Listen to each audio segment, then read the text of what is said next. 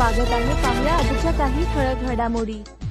प्रांजल play school मध्ये nursery junior KG senior KG मध्ये प्रवेश सुरू।